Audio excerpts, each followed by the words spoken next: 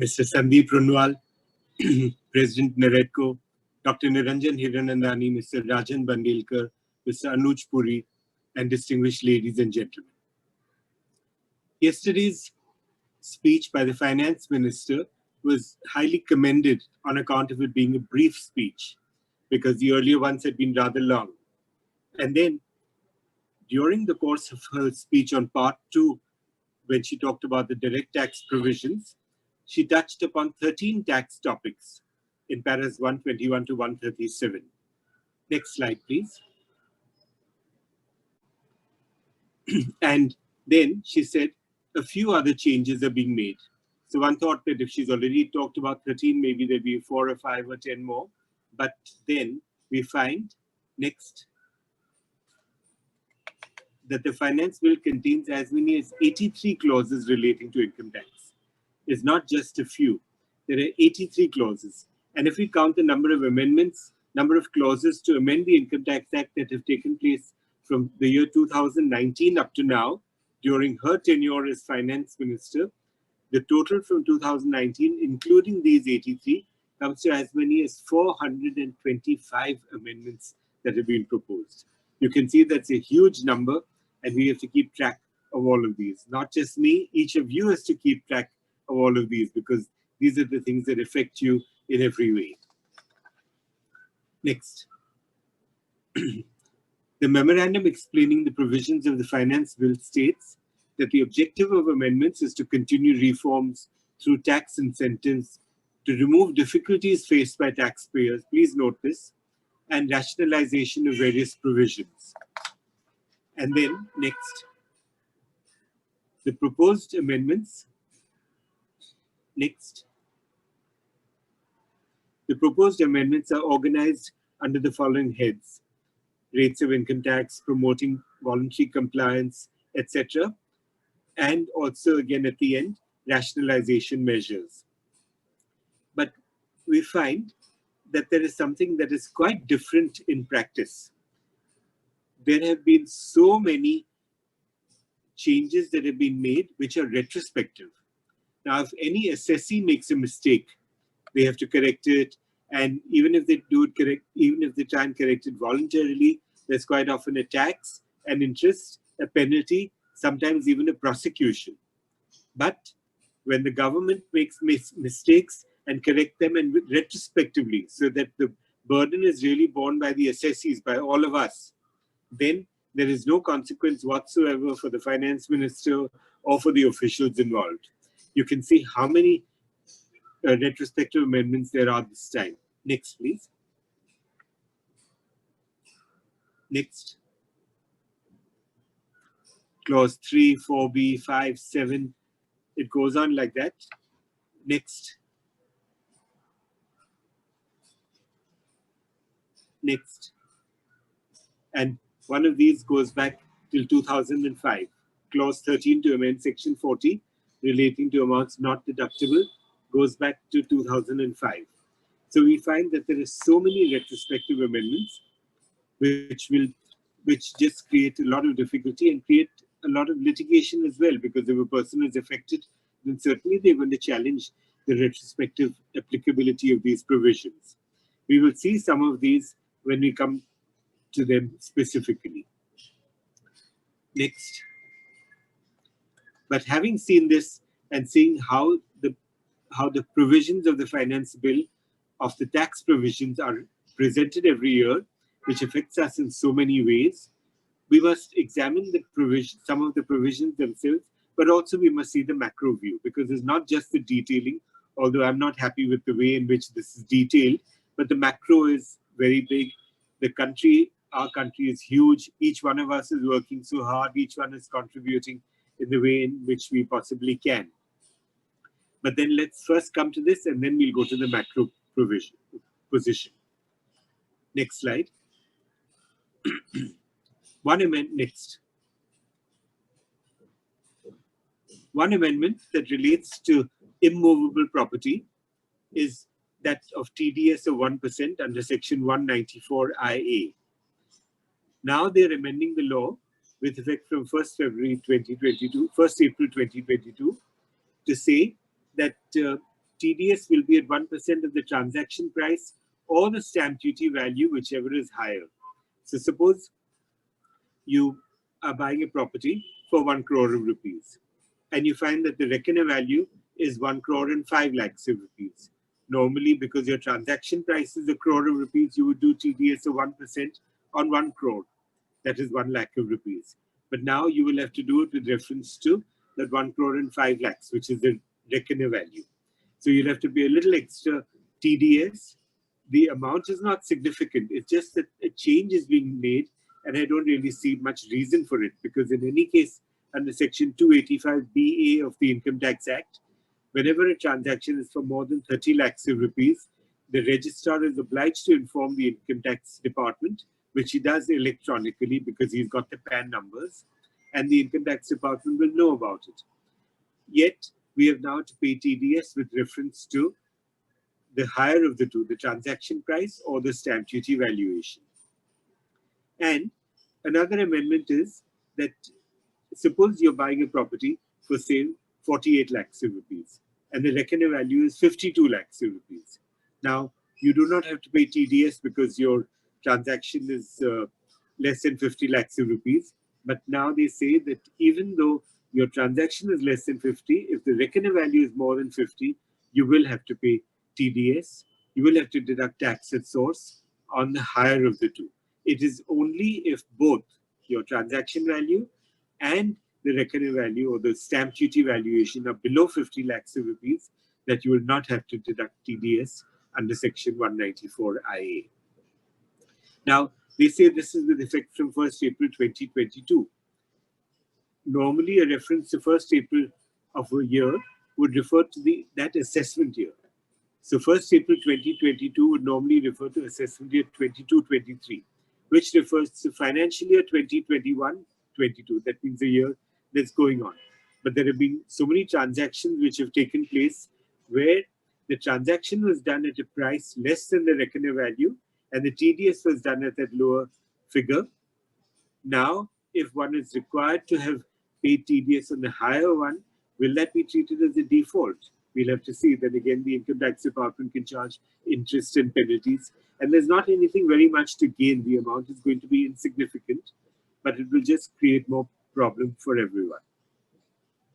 Next.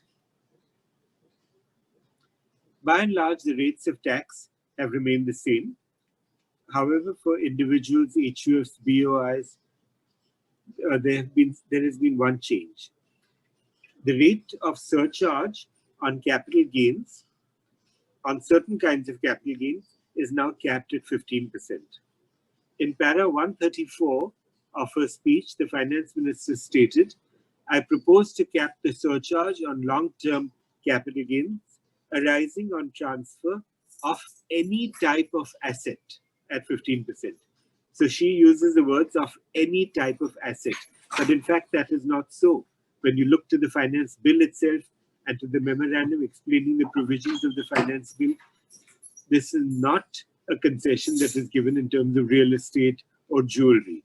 So what this really means is this, that if a person holds shares and has an individual or an HUF, for example, has shares and sells the shares and makes a gain of more than 5 crores of rupees, then he would have had to pay tax at the regular rate of 30% plus 37% surcharge plus 4% cess, and the total would come to about 28.5%. But now they say that if a share or security is listed under Section 111A or under Section 112A, then the surcharge will be capped at 15%, which means that effectively the tax rate will be 20% plus 15% of that means 3%, so 23, plus 4% of 23 means 0.92. So 23.92 would be the rate of tax, including surcharge and cess for shares, but not for immovable property. So for immovable property, in spite of what the words of the finance minister, it is still going to be at 37% at the maximum if the person's income is more than 5 crores of rupees, because that is under Section 112 and not under Section 111A or under Section 112A. So the rate of tax on capital gains on immovable property or in jewelry can still go up to as high as 28.5% if one's income is more than 5 crores of rupees, and about 25.5% if the income is between 2 crores and 5 crores of rupees. At this point, when they talk about rationalization, I'm always surprised because I find that they have so many different surcharges on different assessees and on different categories of income. The surcharges, the rates of surcharge for different people and different items of income are, as you can see, 2%, 5%, 7%, 10, 12, 15, 25, and 37. We have 8 different rates of surcharge. For one category, which is talked about here, surcharge on securities is being changed from 37 to 15%. Now, when they can change just like that, there's no sanctity to any one of these. It's not that 2% is ordained by God that you must charge 2% to this category of income or this category of person and 37% to that.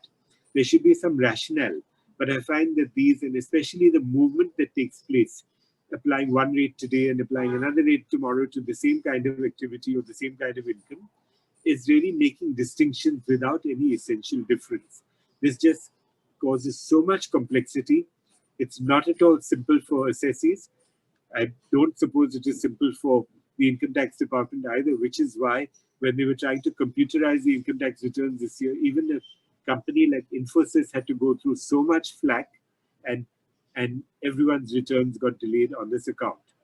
What we really need is great simplicity, and this is not the way to bring it about. Next. You must all have heard of bonus stripping and dividend stripping. When a person makes a capital gain and he would like to try and set off any loss that he can possibly do so in order to save on the tax in that year, then sometimes people do bonus stripping and dividend stripping. So bonus stripping would mean that you buy shares knowing that a bonus issue is going to be made, and then you later sell your original shares so that you make a loss on those, and then you hold on to the bonus until for a year or so, until it becomes a long-term capital gain, and thereby you are able to save a substantial amount of tax. And dividend stripping is similar in the sense that you buy shares before the dividend is declared and then sell them after the dividend is declared so that the price goes down and you make a loss, which can then be set off against other gains. Now, Section 94 into bracket 8 is to be amended to provide that securities and units will both be subject to restrictions in terms of bonus stripping and claiming loss, and not merely units. So they've expanded the scope of the controls and the restrictions in this by this provision. I'm mentioning this because very often when people make a substantial capital gain on sale of real estate, for instance, then they would like to try and reduce their tax, and one of the means that they adopt is bonus stripping and dividend stripping. Next. One other important amendment, again, I find from a real estate point of view, is Section 68.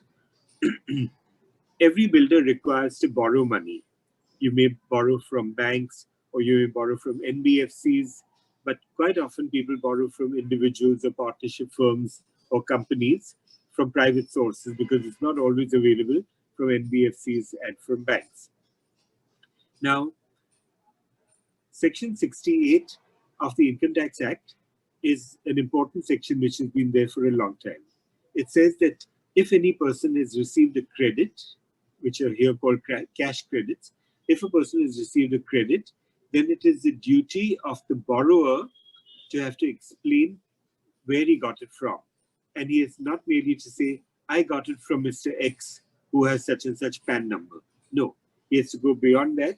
And the Supreme Court has laid down certain tests. Those tests are identity of the lender, capacity of the lender, and the genuineness of the transaction.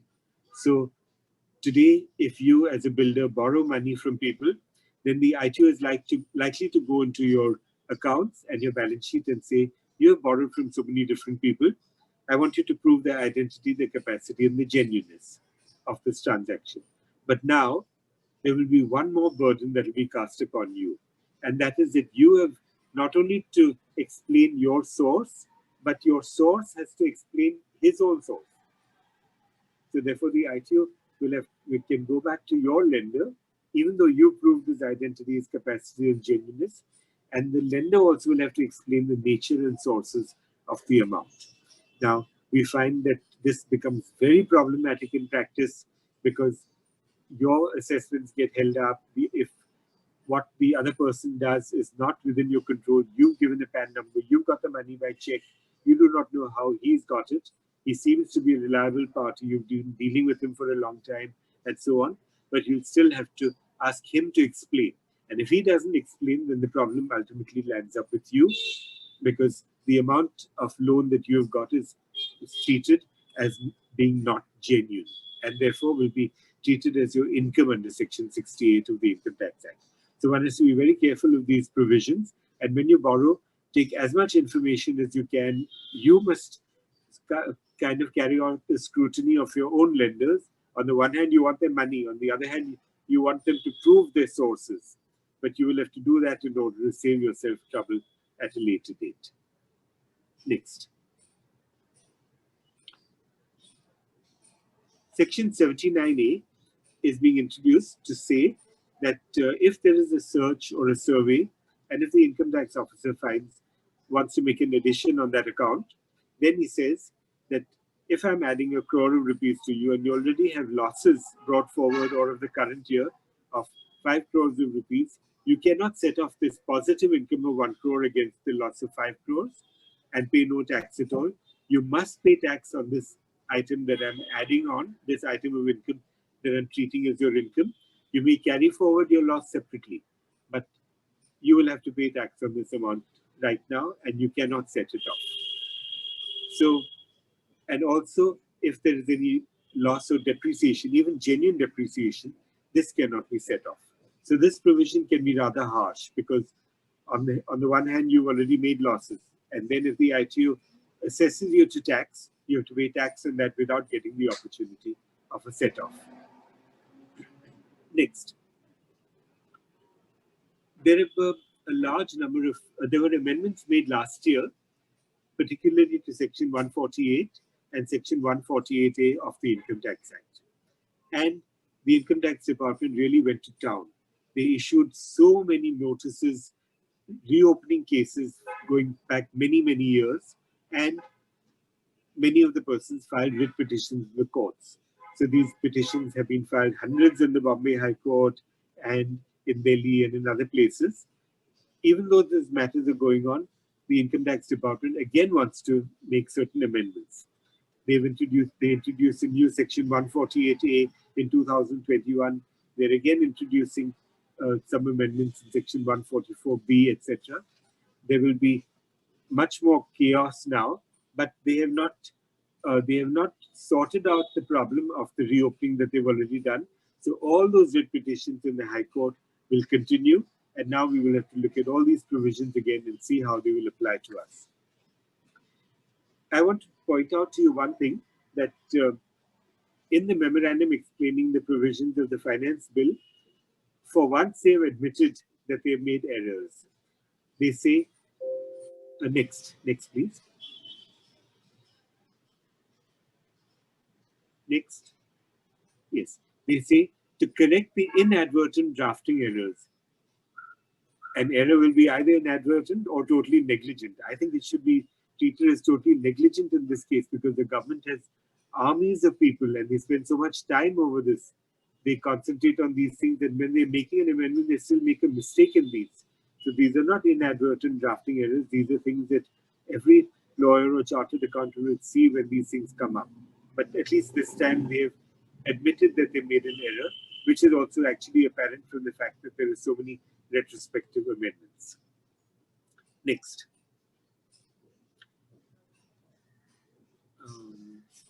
No, one back, one before this. Yes, this one.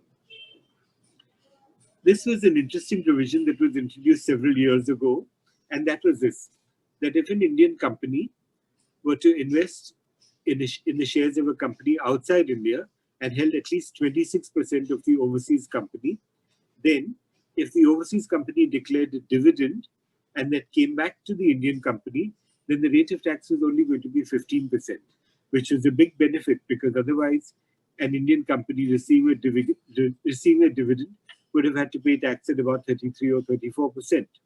And because of this concession, it was now only liable to pay 15%, which was a great thing. So many people had done that, and perhaps some of you have done that as well, that your Indian company set up an overseas subsidiary, for example, in Dubai, where there's no income tax. The Dubai company may have earned a huge amount of profit. The Dubai company then would have declared a dividend. That dividend would come back to your Indian company and be subject to tax only at the rate of 15%.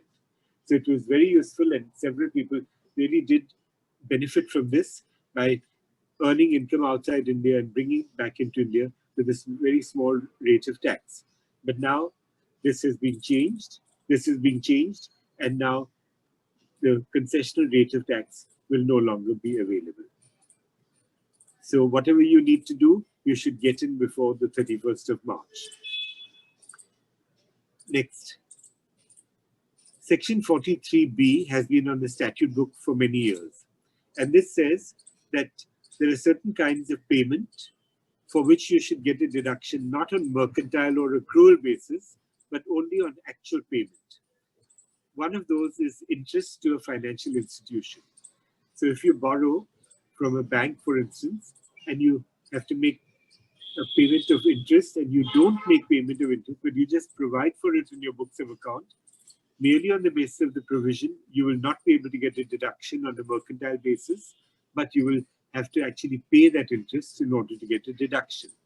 Now, one thing that used to happen sometimes was that if you had borrowed from a public financial institution and were not able to pay them the interest, then they would change the character of the loan and convert it into a bond or a debenture, and would capitalize the interest that was unpaid and treat it as part of the face value or the principal value of the loan, so that that interest got rolled over.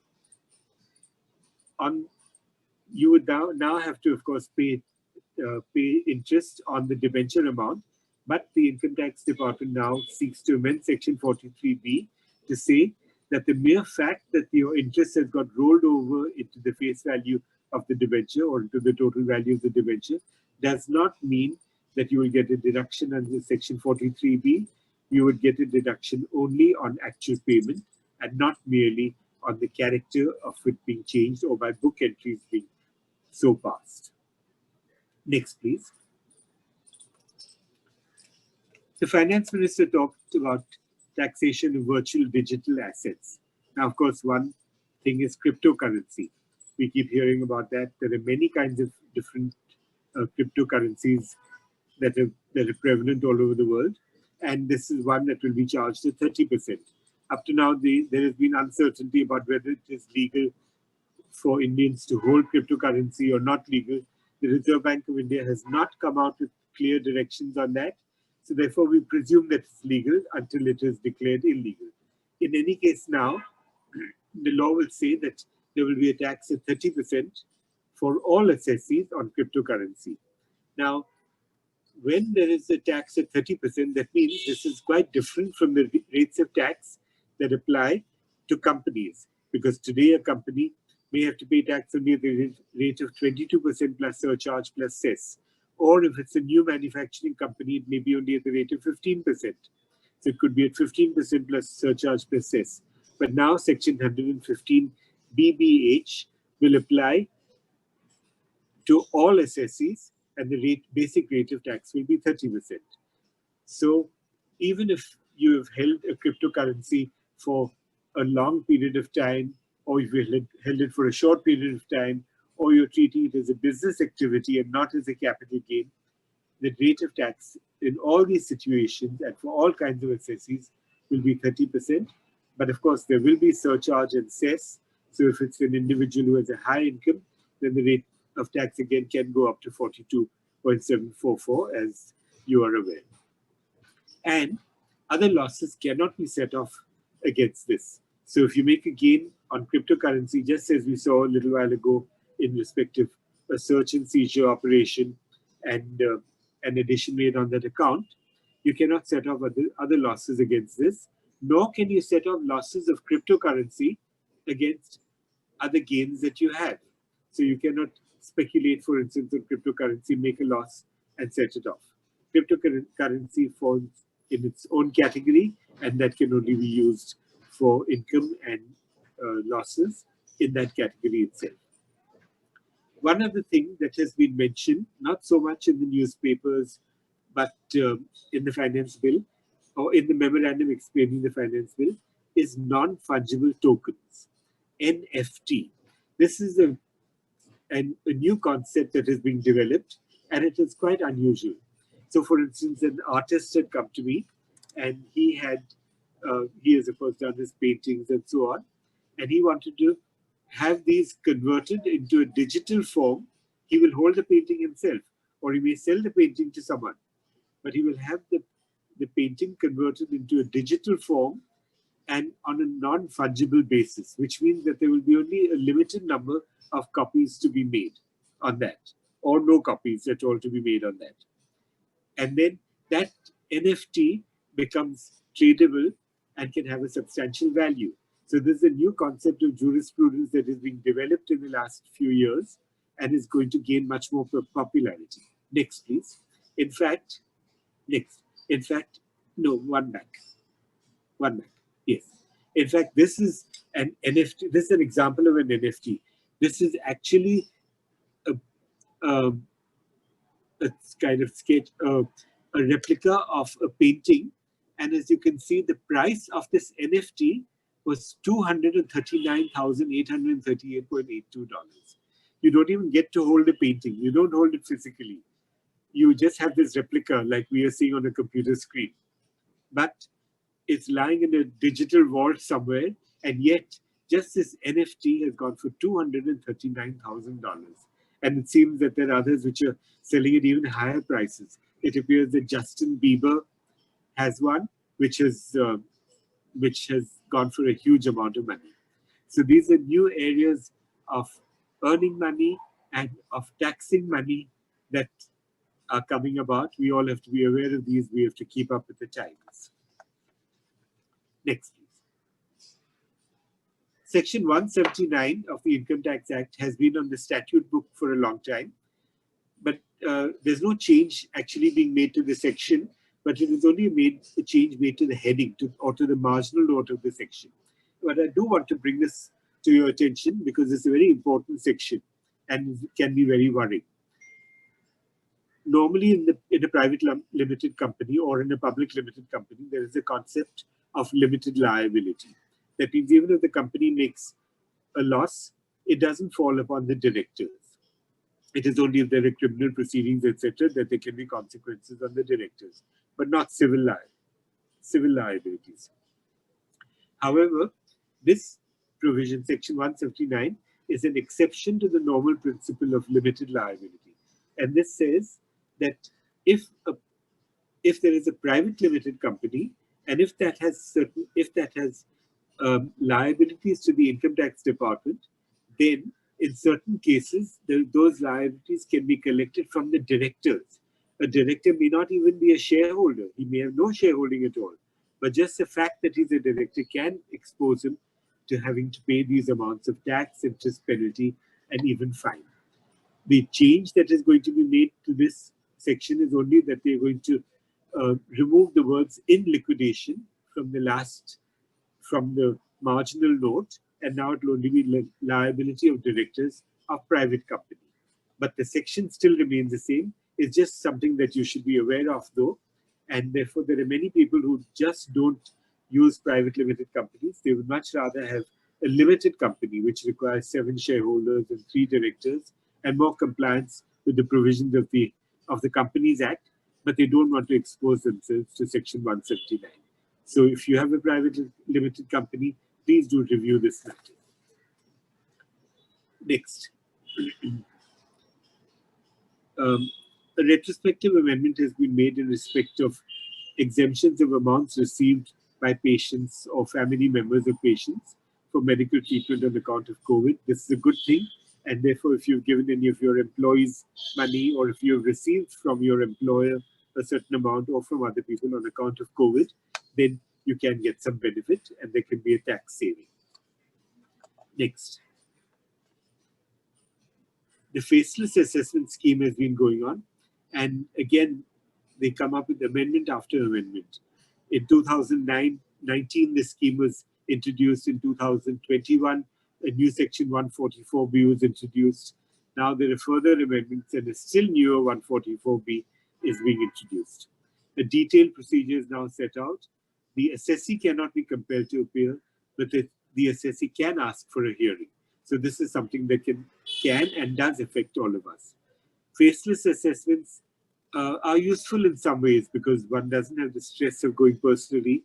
On the other hand, there is so much more uploading of information, and we find that it is not always appreciated because in the course of a hearing, sometimes you can come to the point very quickly, whereas by giving hundreds of pages, you may miss, or the officer may miss the point. So it works both ways. Sometimes the faceless assessment can be good, and sometimes it's not good. But this is life as we know it. We have to deal with it. Next, please. We never know what is going to happen in a faceless, and who's really at the other end, and how you're going to suffer from this. So there's this cartoon. Are you sure it's a faceless IT raid? Because you don't know what you're dealing with, who's the other person at the other end of the line. Next. Domestic manufacturing companies were given this benefit that if they were new companies, then the rate of tax would only be 15%. The normal rate of tax would be 22% plus surcharge and cess, etc., which would come to about 25.17. But for new domestic manufacturing companies, it's 15%. Again, this is something I just cannot understand. Why should there be so many different rates of tax for different kinds of assessees? If a company begins manufacturing and if it's new, it'll be charged a tax at 15%. If it's old, it'll have a different rate. If it's a partnership firm or an LLP or a proprietary concern, it'll be quite different. Why? It should be the nature of the activity rather than the nature of the entity that is important. These are more forms, these are matters of form rather than substance. But still, this is something that we have to deal with. I pointed that out in the context of surcharge, but here again, we have this, and I do feel that it is time that NAREDCO should start making representations on these things, on the macro issues, and say that can we not have a standard that is uniform for everyone, that truly will be simple for everyone and better for the government. Next. Section 170 of the Income Tax Act is to be amended. When there is a merger or a demerger, say one company is amalgamating into another, or a division is being demerged into another entity, then because the court, the NCLT, will take a certain amount of time, by then a return may have already had to be filed. So there has been confusion what happens, because the return may have been filed by the original entity, and yet the original entity now is merges into the new entity after the order is passed. So now the law will say that a modified return can be submitted within 6 months from the date of the order by the entity which now receives the business. Next. There has been the concept of revised returns, but this has been reduced greatly in the last few years. And in fact, it says the law as it stands says that the revised return should only be filed by 31st December of the year. Go back one, please. Please go back. Yes. Now they're coming out with this new concept of updated returns, where you have the time within 1 year or within 2 years to file what you would in the past have filed as a revised return, now will be an updated return. But you will have to pay so much extra tax. You'll have to pay 25% extra tax if it's within 1 year, or 50% extra tax. And of course, there will be interest and penalties as well. However, this cannot be done if an assessment is in progress or is completed, or if the ITO has informed you that he's looking into this matter from the point of view of benami or money laundering or black money issues. Actually, at this point, I'd like to just tell you about an instance that came to us. These two persons had set up a company had one company outside India in Hong Kong, and they set up another company. The new company that they set up had a paid-up capital of only $1. They just set it up. They thought that they would do business with it. They set it up in the BVI. So it had a capital of only $1. Maybe they spent $3,000-4,000 on setting up that company, but they didn't do any business with it at all. And after 3 or 4 years, they disposed of the company. They sold it off and they removed their names from directorship, etc. The Income Tax Department found out as part of the Panama Papers. And even though the amount involved was so small, they said, because you held this company for these 4 years or so, we're going to charge you a penalty of 10 lakhs of rupees per year for these 4 years, so about 40 lakhs of rupees, and we are also going to prosecute you. So the prosecution has begun because these persons had not declared this foreign entity or their foreign asset in Schedule FA of the income tax returns. So you do have to be so extremely careful now. If you have any foreign assets, any bank accounts, an account that you had opened when you were non-resident a long time ago or when you were a student, please ensure that you declare it and that you close it or keep monitoring it very carefully, because this is not the time to make any errors. For assessees to make any errors, the government can make whatever errors it wants to make. But this is one thing that is extremely important. We will have to be very careful. Next.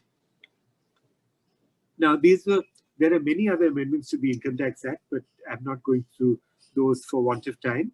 In fact, I've already exceeded my time, but I would like to just run through some of the paras of the Finance Minister's speech. In para 2, she says that India's economic growth is estimated to be 9.2%, highest amongst all large economies. Next.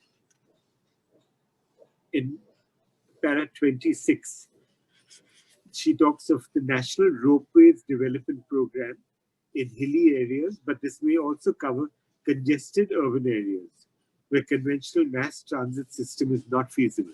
So therefore, we might find our cities having a new look, not just a metro, there might be a ropeway in our cities now.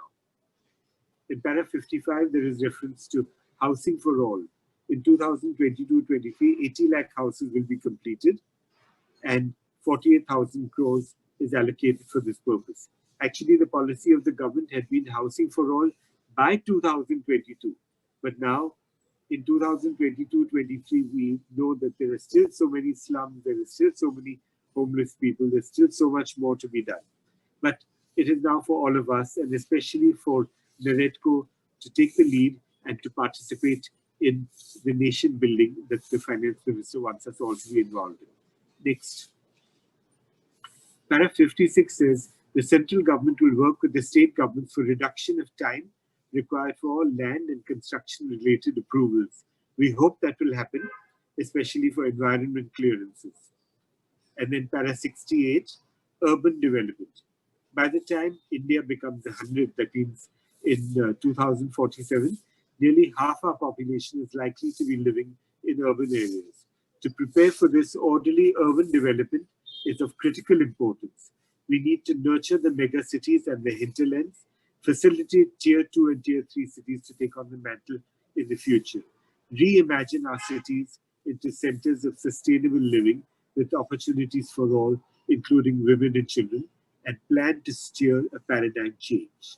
So these are wonderful visions, and we hope that the government does it, and that we must all play a part in this, give our ideas. Now, the government some time ago used to talk about smart cities. They found that 99 cities in India were suitable to be converted into smart cities. Somehow they didn't reach the 100. They found 99. But now they're not talking about the concept of smart cities anymore.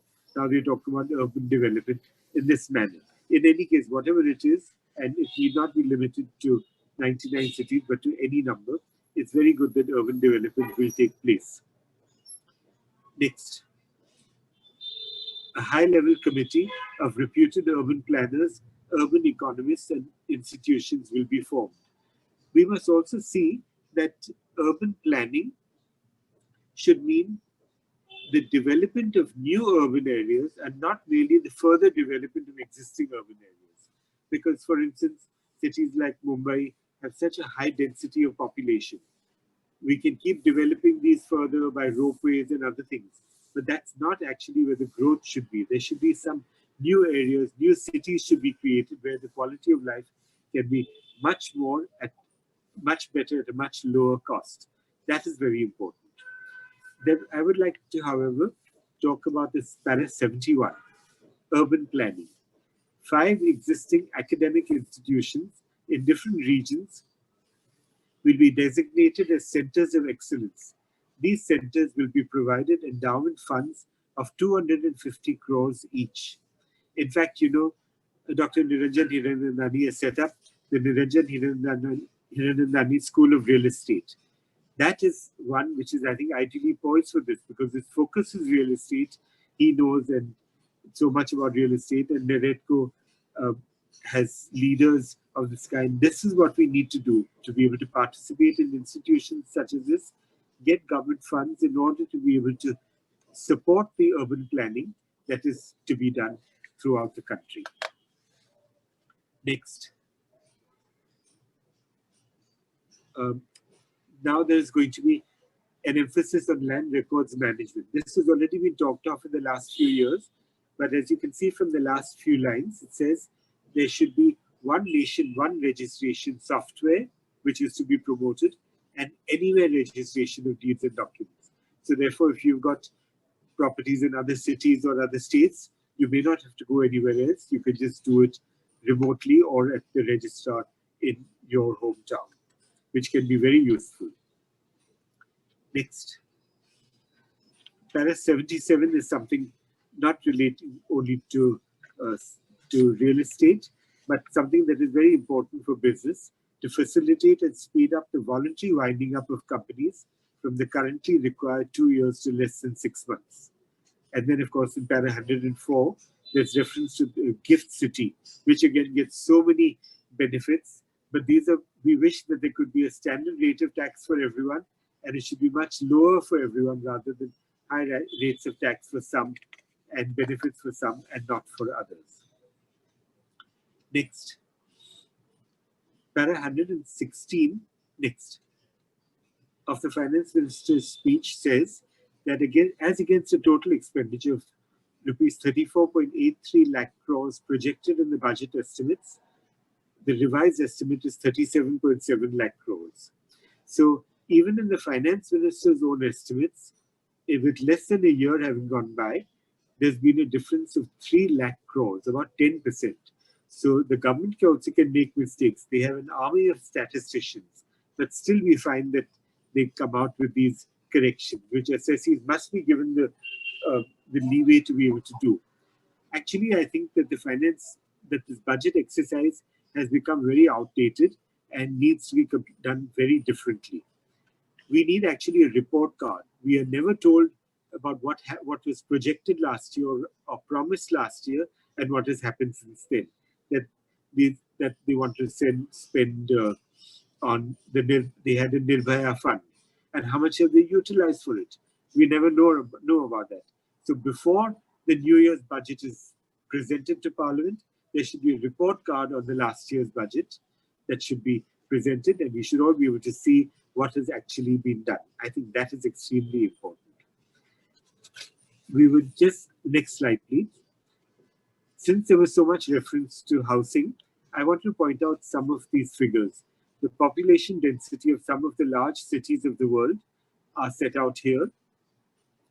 Tokyo, for instance, is 29,000 per square kilometer. Mumbai is 20,694. Dhaka is 29,069. Kolkata is 24,306. New York is 11,000. London is just 5,604. So you can see we have so many cities in our country which are high up in this list, and we therefore need to change our thinking. The finance minister has asked for a paradigm shift in thinking, and these figures also show that that is absolutely necessary. Next. Not much, as you can see, has been done for real estate. It was expected that the rate of that the deduction available for interest on housing loans would be increased in Section 24. That has not happened. Section 80 IBA gives a benefit of 100% to housing projects, certain housing projects, even though this was also a COVID year and things were slower and funds were not available, etc. That extension has not come through, and the 80 IBA benefit will expire. We hope that much more could have been done, but that has not been done. My suggestion would be this, and I would like to conclude with that, is that in the year 1991, India had foreign exchange reserves of only about $5 or $6 billion, which is why at that time Dr. Manmohan Singh had to fly to Switzerland with gold and pledge it over there in order to raise foreign exchange. But today, ladies and gentlemen, look at the position. Today, India is fifth highest in the world in terms of foreign exchange reserves. China is 3,426 billion. Japan is 1,405, Switzerland, Russia, and then India is 634 billion. It's 100 times what it was in the year 1991. So we have really progressed a lot. India has progressed on many fronts in terms of the digital enterprises and in terms of foreign exchange, in terms of being a world recognized leader. But there are still things that have to be done. Even though we are fifth highest in foreign exchange reserves, we have such an old Foreign Exchange Regulation Act. The Foreign Exchange uh, regulations were introduced on 2nd December 1939 on the outbreak of the Second World War. And then there was the first statute was FERA 1947. So it's the same age as India. Then after that, there have been replacements of the statutes. But still, there's such tight control on foreign exchange. We all shudder to deal with or think of foreign exchange. We think of black money and prevention of money laundering and everything else. But I have two suggestions, which I think should be simple and which can change real estate substantially. One is that foreigners should be allowed to buy flats. We know that we Indians do want to buy flats in London, in Dubai, in Singapore, in New York, and other countries welcome us. They want our money. They want us to be able to invest there. They give us visas and so on. But the Indian government doesn't even allow foreigners who are not of Indian origin to buy property in India at all. So look at this strange situation that Mr. Donald Trump can set up a real estate company in India. He can invest money. He can construct buildings. He can earn from those, pay his taxes, and take money out from India. But if he, as an individual, wants to buy one single flat in India, he's not allowed to do it. So his company can own 1,000 flats, but he cannot hold one. I think we need to be able to change this and get people to come in. So imagine if all of you could market to your flats to persons from Japan, from America, from the Middle East. People want to come to India. They love coming to Goa. They love coming to other parts of India. They love the culture, the history, the weather. But we're just not allowed to get them to come in here. That's one. My second suggestion would be that loans from overseas should be allowed. Vitamin M is so important. We need this money for real estate. But there has been so much shortage, so much paucity of funding from banks and institutions, etc. If you are able to get from a foreigner, why should you not be able to do that? You can offer your security, you can pay the exchange, you can do your hedging for the exchange, and you can get loans from overseas, maybe at 3% or 4% or 2%, and pay your hedging costs, etc. If you can get it from overseas, why should you not be allowed? Infrastructure is allowed, a hotel is allowed, but real estate development is not. When housing for all is so important, it's considered a major policy of the government. Yet, what is being done is that housing is just being stifled from all sides. I think this is the change that we actually need. Thank you.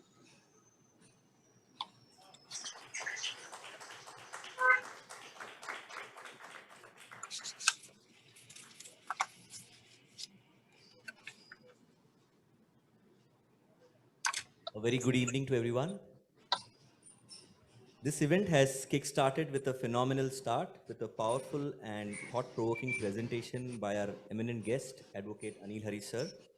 The Union Budget is a crucial announcement for every sector in the country, and the importance of understanding the implications and interrelations among sector cannot be underestimated or ignored. The government has been very proactive in the development of the real estate sector, and the future of the sector looks bright and promising. As professionals working in the real estate sector, we must be aware of all possible opportunities that can be harnessed in order to advance the sector and identify the potential areas where we can drive improvement and growth. Real estate sector is witnessing green shoots of recovery thanks to various reforms and policy decisions by the state government and union government. I would like to thank Advocate Anil Harish sir for his very insightful presentation on analysis of the overall budget announcements and impact on the real estate sector. Sir, your expert views on the matter have surely given us a lot to think about as we navigate through the sector and plan for better engagements between public and private sectors. I would also like to thank the NAREDCO leadership, managing committee, and all our members, without whose support this event would not have been possible. I feel great pride to be a part of such an elite institution where we learn from such great industry stalwarts. I would now like to call upon Mr. Kamlesh Thakur to set the context for the panel discussion and introduce our esteemed panelists.